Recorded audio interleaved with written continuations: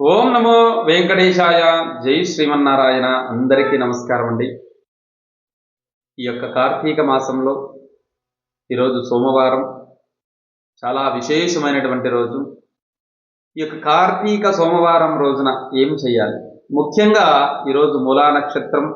ఈ యొక్క మూలా నక్షత్ర జాతకులు ఎవరైతే ఉన్నారో 1, 2, 3 పాదాలలో జన్మించినటువంటి వారు ఫలాని దోషాలు అనేసి చాలామంది చెప్తూ ఉంటారు.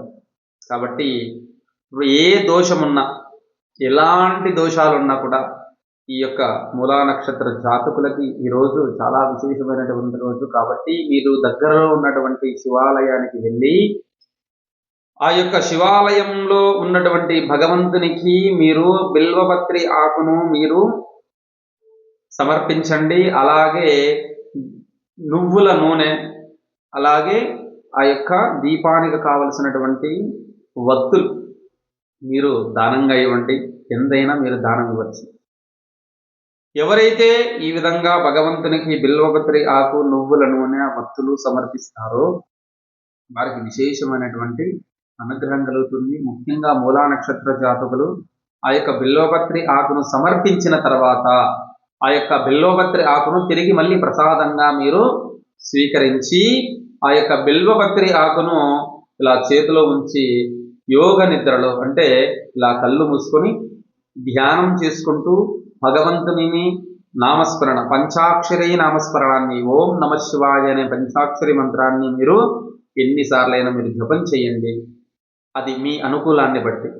అలాగే బిల్వాష్టకం, బ్రహ్మమురారిసురార్చితలింగం నిర్మలపాశిత శోభితలింగం జన్మజ దుఃఖ వినాశకలింగం తర్ప్రణమామి సదా శివలింగం.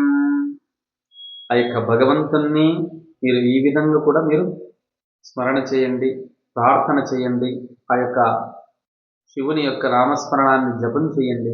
మంచి ప్రతికూలమైనటువంటి అనుకూలాలు మీ అందరికీ లభిస్తాయి. కాబట్టి ప్రతి ఒక్కరు కూడా ఈ యొక్క వీడియో ద్వారా విషయాన్ని తెలుసుకోండి. మరిన్ని విషయాల కోసం ఈ యొక్క ఛానల్ని సబ్స్క్రైబ్ చేసుకోండి.